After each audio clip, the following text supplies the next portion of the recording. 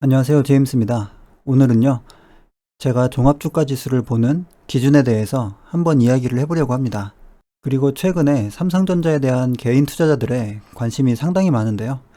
삼성전자를 투자하시는 분은 특히 주가지수의 움직임에 대해서 잘 생각해 두는 게 좋습니다.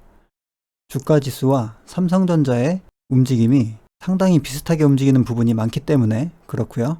주가지수라고 하는 부분은 삼성전자뿐 아니라 모든 종목에 영향을 미치기 때문에 주가를 판단하는 것은 주식 투자를 하는데 중요한 부분 중에 하나라고 생각을 합니다.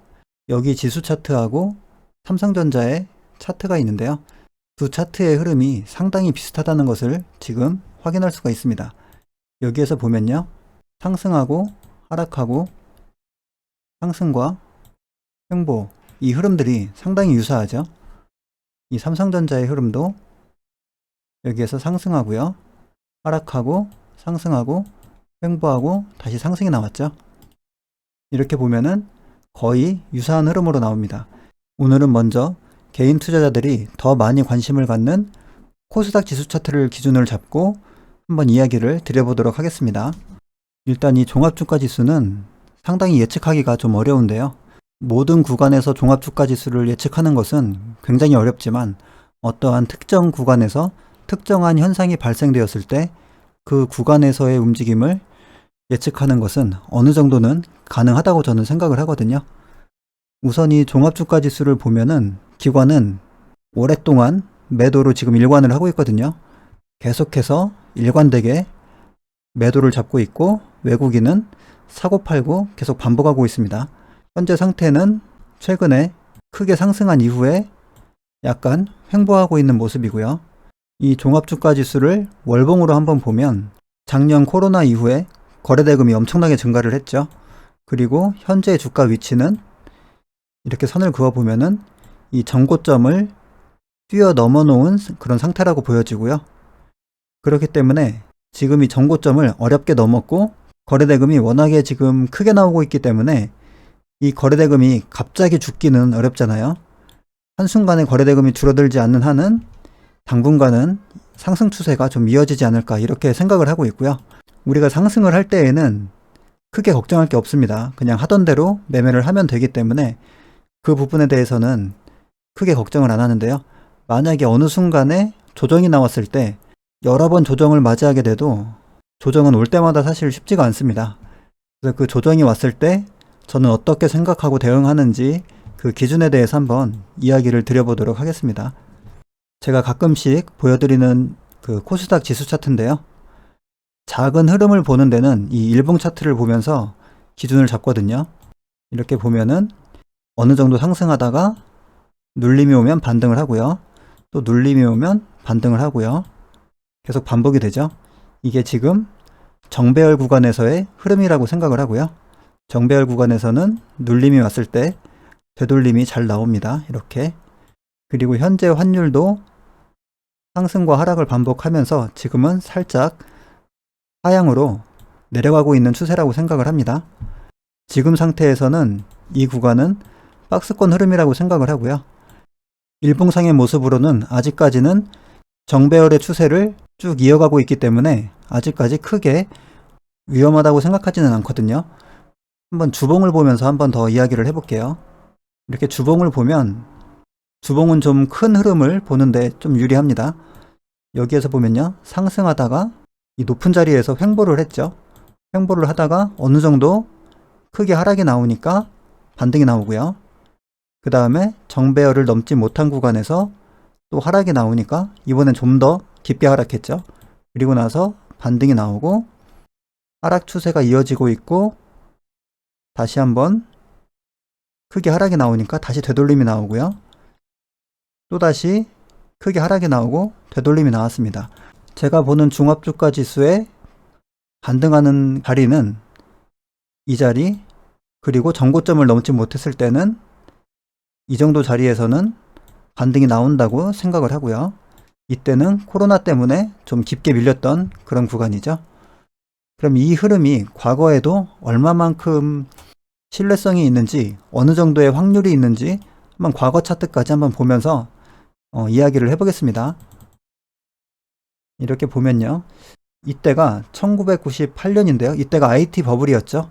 이때가 종합주가지수가 620에서 2800 거의 3000 가깝게 올라갔습니다. 이 코스닥 지수가. 그렇기 때문에 굉장한 버블이었고요. 이 버블이 있었을 때도 이 차트를 보면은 상승 추세에서는 이 빨간 선 부근에 오면 반등을 크게 했습니다. 그리고 이 구간에서는 전고점을 시원하게 넘지 못했죠. 그렇게 되니까 여기에서 한번 반등이 나오긴 했는데 이 정도 반등도 약 한 16% 정도 큰 반등이었긴 한데요. 전고점을 넘지 못한 위치에서는 크게 반등하지는 못하고 한번 기술적인 반등 이후에 다시 크게 내려갔죠. 그리고 나서 여기에서 다시 한번 반등이 있었고요. 추세를 돌리는 반등이 아니라 기술적인 반등에 끝난 거죠. 그리고 이 자리에서 또다시 기술적인 반등이 나왔고요. 전고점을 넘지 못한 하락 추세에서는 짧은 기술적인 반등만 나오고 크게 하락을 했습니다. 그리고 이때 당시가 워낙에 크게 거의 5배 정도 올라가는 큰 버블장이었기 때문에 그만큼 크게 하락을 했고요. 그 결과 다시 이 바닥 흐름까지, 바닥의 위치까지 내려오게 되었죠. 그러면 이때에는 약간 특수성이 있다고 보고요. 어느 정도 시기가 좀 지난 약 2004년도, 2005년도 이때쯤부터 한번 보도록 하겠습니다. 이렇게 놓고 보고요. 이 선의 기울기가 상승 추세로 가고 있을 때는 어느 정도 눌림이 오면 반등이 나오고요. 또 눌림이 오면 여기서도 강하게 반등이 나오죠. 그리고 이때에도 여기에 왔을 때 어느 정도 유지를 하다가 돌림이 나왔는데 여기는 마찬가지로 전고점을 넘지를 못했죠. 하락 추세로 가고 있을 때는 조금 더 밀린다는 것도 우리가 과거 차트를 보면서 확인을 할 수가 있습니다. 그리고 나서 여기에서 다시 이제 횡보 후에 크게 상승이 나왔고 다시 이 선의 기울기가 상승 추세로 돌렸을 때는 이 자리에 왔을 때 다시 한번 반등이 나왔고요. 그리고 다시 여기에 닿았을 때 또 반등이 나왔고요.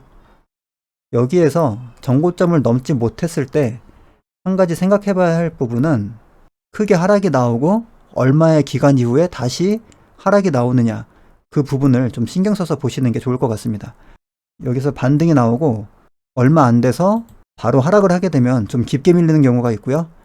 반등을 하고 나서 어느 정도 기간을 유지하다가 다시 내려오면 그때는 다시 한번 반등이 나오는 경우가 많이 있습니다. 그런 기준을 가지고서 한번 봐주시면 좋을 것 같습니다. 앞으로 한번 더 가볼게요. 쭉 가보면은 여기에서도 마찬가지로 이 부분에서 이렇게 돌리는 흐름이 나오지 않았죠? 기술적인 반등 이후에 바로 하락이 나왔기 때문에 지금처럼 조금 더 깊게 밀리는 이런 현상이 있고요. 여기서 보면은 계속해서 하락하는 추세죠. 이 선을 보면 이 선이 하락하고 있다는 것은 하락 추세로 접어들었다는 이야기고요. 그렇기 때문에 그 다음에는 이 저점을 이탈했을 때는 이런 구간에서 짧은 기술적인 반등만 나오고 이렇게 짧게 기술적인 반등만 나오고 크게 하락이 나온다는 것을 확인할 수가 있습니다. 이렇게 선의 기울기가 하락으로 장기간 이어질 때는 그만큼 하락 폭이 깊어질 수 있다는 것을 생각을 해둬야 되고요. 또 다음으로 계속 가볼게요. 이렇게 한번 쭉 가보겠습니다. 그리고 이때는 금융위기 이후에 반등이 나오고 있는 흐름이었죠. 이때는 큰 하락 파동 이후에 되돌림이 나오는 주가를 회복시키는 그런 흐름이었고요. 그리고 이때부터 보면은 다시 한번 이 구간에 닿으면 반등이 나오고요. 또 어느 정도 기간을 유지를 하다가 또 이 구간에 닿았을 때 또 반등이 나왔죠. 그리고 더 한번 가보도록 하겠습니다. 그리고 나서 여기에 오니까 다시 한번 반등이 나왔고요. 여기에 오니까 다시 한번 반등이 나왔고 이 기간이 얼마 되지 않아서 바로 밀리니까 그때는 한 번 더 깊게 밀렸죠. 여기에서도 다시 한번 반등이 나왔고 여기에서 반등이 나왔고요. 여기에서 다시 한번 반등이 나왔죠. 2013년도입니다. 이때. 그리고 나서 15년도에 이때 당시에 바이오주들이 크게 상승을 하면서 전체적으로 이 시장을 끌고 갔거든요. 이 선의 기울기가 상승 추세를 유지를 하게 되니까 여기에 닿고 반등이 나왔습니다. 그리고 마찬가지로 어느 정도 기간 유지 후에 내려오니까 반등이 나왔고요. 또 공간을 주고 이 선에 오니까 반등이 나왔죠. 이 구간에 오고 나서 다시 한번 반등이 나왔고요. 다시 이 선의 기울기가 상승 추세로 접어들었습니다. 이렇게 돼서 여기에서 또 한번 반등이 나왔고요. 그리고 이제는 또 하락 추세로 접어들면서 이 선의 기울기가 하락 추세로 접어들었고, 하락한 이후에 이 반등을 유지하는 시간이 얼마 되지 않았죠. 그렇게 되니까 좀 더 깊이 밀렸고요. 이 구간까지 깊이 밀렸을 때도 분할 매수만 잘 했다면은 되돌림 반등에서 어느 정도는 빠져나올 수가 있겠죠. 계속해서 하락 추세 중에서 내려오게 되니까 이번에는 더 깊게 한번 밀렸습니다. 밀리고 나서 다시 되돌림 반등이 잘 나왔고요. 그리고 작년에 코로나가 생겼을 때 좀 시장에 충격이 크게 왔죠. 그때는 여기에서 더 밀려서 이 마지막 라인까지 하락을 했고요. 그 이후에 크게 반등이 나왔습니다. 그리고 이렇게 보면은 이때가 작년 10월경에 한번 크게 조정이 왔었는데 이 구간까지는 오지 않았고요. 상승 추세가 워낙 좋았기 때문에 이렇게까지는 밀리지 않았습니다. 그리고 현재 지금 지수의 위치는 신고가의 위치라고 생각이 되기 때문에 이 주가가 어느 정도 하락을 하게 되면 되돌림 반등은 나올 확률이 높은 그런 자리라고 생각을 합니다. 이러한 패턴의 반복은 지금 보면 대략 한 15년 이상 계속해서 이어졌던 그런 흐름이라고 보여지고요. 큰 흐름에서 봤을 때 이 구간에서 매수를 했을 때는 크게 문제가 없었던 그런 구간이었고요. 그리고 조금 더 세밀하게 볼 때는 일봉 차트를 가지고서 일봉의 위치를 보면서 어느 정도 판단을 합니다. 그래서 최근에도 이 정도 구간에서 계속 반등이 나왔기 때문에 최근 주가가 하락할 때도 어느 정도 밀려도 여기에서는 반등이 나올 거라고 그렇게 저는 생각을 했었고요. 지금은 되돌림 반등이 나온 이후에 얼마 기간이 지나지 않았죠. 만약에 여기에서 하락이 나오게 된다면은 좀 한 번 더 조금 더 깊게 밀릴 수도 있고요. 하락이 나오지 않고 다시 전고점을 돌파하게 되면은 다시 한번 상승 추세로 이어질 수도 있을 거라고 생각을 합니다. 최근에 늘어난 이 거래대금 때문에 그렇게 생각을 하고요. 그리고 중요하게 생각해야 할 부분은 무조건 차트에서 여기서 반등이 나왔다고 다음에도 무조건 반등이 나오겠지라고 생각하는 것보다는요. 그때 당시에 하락한 이유와 경제 상황에 따라서 이번에는 조금 더 밀릴 것인가 아니면 조금 덜 내려올 것인가 이 정도에 대한 부분은 약간씩 그 시장에 따른 판단을 하면서 기준을 이렇게 잡고 조금 덜 내려올지 조금 더 내려갈지 이 부분에 대한 판단을 하면 된다고 생각합니다.